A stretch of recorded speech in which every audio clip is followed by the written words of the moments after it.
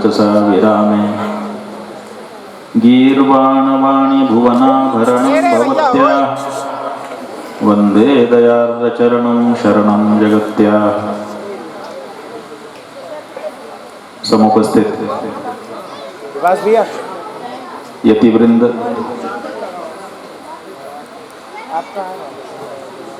देवियों, सज्जनों, आज बड़ा ही पवित्र अवसर हम लोगों के मध्य आया है जब हम लोग पूज्य स्वामी जी महाराज का ये 65वां आविर्भाव महोत्सव भगवती परमहंसी गंगा के पुस्तक पर बैठ करके मना रहे हैं। अभी नर्मदा प्रसाद प्रजापति जी कह रहे थे कि ये जन्मदिन की एक पंक्ति चल रही है, पहले छोटे स्वामी जी फिर बड़े स्वामी जी, और हमारे मध्य स्वामी जी तो दोनों में उपस्थित ही हैं। और इसके बाद अब उनका जन्मदिन आने वाला है जो जिसको चाहे छोटा स्वामी बना दे, जिसको चाहे बड़ा स्वामी बना दे। ये सारे जन्मदिन केवल रिहर्सल है, अपने को तो केवल वो जन्मदिन मनाना है जो असली जन्मदिन है।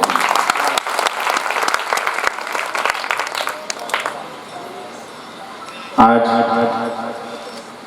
यहाँ पर ब्रह्मचारी जी अभी बोल रहे थे कि भगवान की अनेक शक्तियाँ हैं, उन्हीं में से एक सर्जन की शक्ति है जिसको विश्वकर्मा कहा जाता है। इसके पहले नर्मदा प्रसाद प्रजापति जी भी कह रहे थे कि स्वामी जी की सर्जना निरंतर जारी रहती है, कन्नी कभी बंद ही नहीं होती। तो ये जो 3 मूर्तियां यहाँ दिखाई दे रही हैं, ये स्वामी जी उसमें सृष्टि के देवता समझिए ब्रह्मा है, ये ब्रह्मचारी जी पालन के देवता समझिए भगवान विष्णु हैं, और शंकर कौन है ये आप लोग तय कर दीजिए।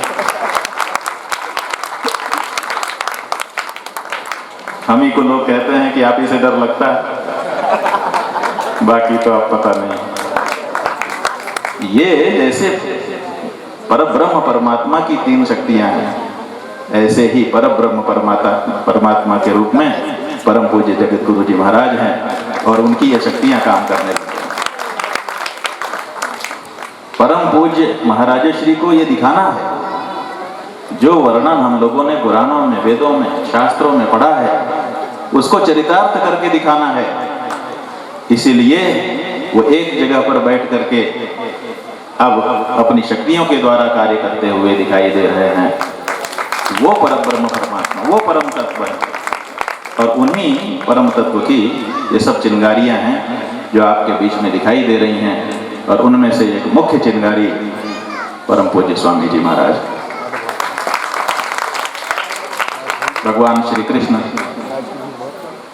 उत्तर भारत से पश्चिम भारत द्वारका गए थे। कब गए?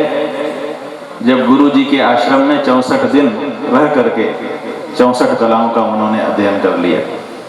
उसके बाद द्वारका गए, और द्वारका जाते ही उनकी प्रकृति कुछ अलग तरह की हो गई।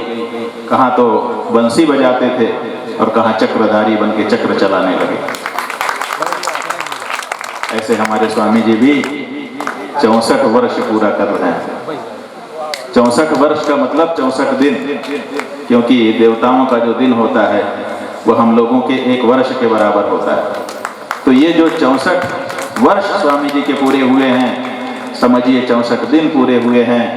64 दिन पूरा करके अब ये जो द्वारका की यात्रा करेंगे, स्वामी जी का एक अलग ही रूप आप सबको दिखाई देने वाला है। इसका संकेत हम कर रहे हैं।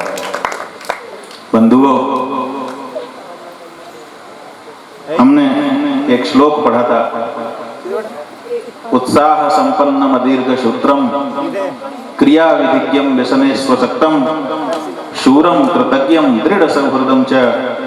और आगे वाली पंक्ति थी लक्ष्मी स्वयं याति निवास है। तो माने जो उत्साह संपन्न होता है, दीर्घ सूत्री नहीं होता है, मौके पर ही निर्णय ले लेता है, बात के लिए किसी काम को टालता नहीं है, क्रिया विधि का जानकार होता है, किसी तरह का व्यसन नहीं पालता है, शूर होता है, वीर होता है, पराक्रम दिखाता है, कृतज्ञ होता है, अपने प्रति किसी ने उपकार किया तो उसको भूलता नहीं है, और दृढ़ सौहृद अपनी मित्रता को सदा निभाता है।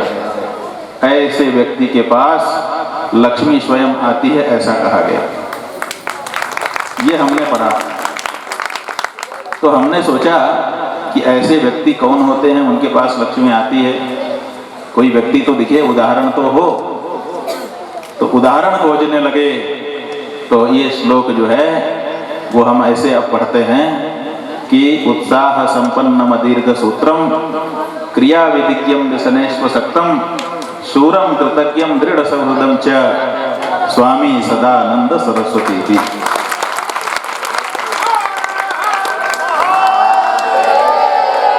ये जितने गुण इस श्लोक में बताए गए हैं, ये सारे के सारे गुण अगर किसी एक व्यक्ति में आज की तिथि में देखना है तो स्वामी सदानंद सरस्वती जी महाराज को देख लीजिए, एक साथ उपस्थित मिल जाएंगे।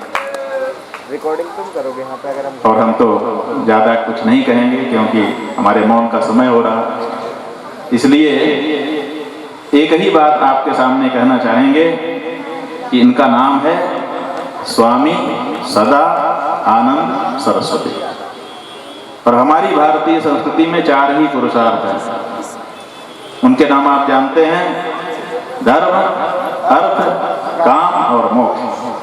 4 पुरुषार्थ हैं। तो 4 इनके नाम के हिज्जे हैं और 4 पुरुषार्थ हैं। क्रम से उनको देख लीजिए। सबसे पहले आता है धर्म और इनके नाम के उसमें आता है स्वामी। माने स्वामी माने अधिकारी, मालिक।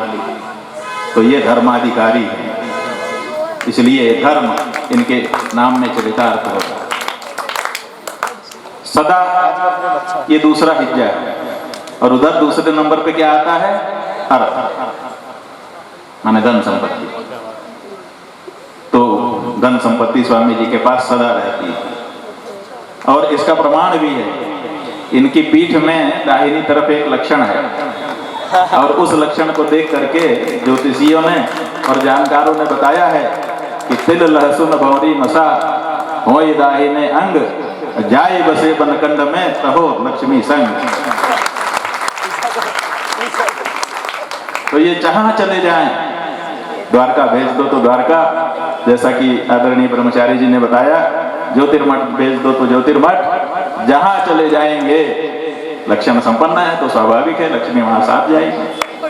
तो अर्थ सदा सदा अर्थवान है, इसलिए वो नाम का हिज्जा भी चरितार्थ होता है। स्वामी सदा। उसके बाद इधर आता है धर्म, अर्थ, काम। काम माने कामनाएं। तो कामनाएं किसके लिए होती हैं? हमारे मन में किसी चीज की कामना काहे के लिए आती है? इसी के लिए आती है कि हमको आनंद मिले, सुख मिले, हमको अच्छा खाने को मिले ताकि सुख मिले, हमको अच्छा पहनने को मिले ताकि सुख मिले, आनंद प्राप्ति हो। आज तो आनंद आ गया कहते हैं ना, खा के पी के पहन के ओढ़ के, यही सबसे।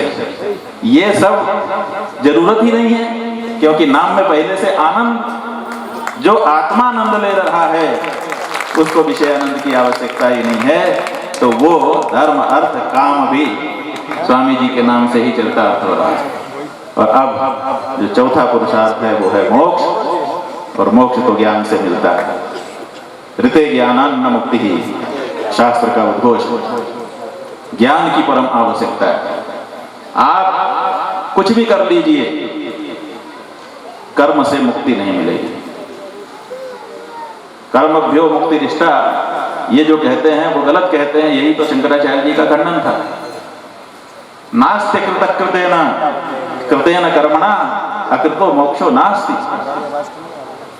कर्म से मुक्ति नहीं हो सकती, मुक्ति तो ज्ञान से होती है।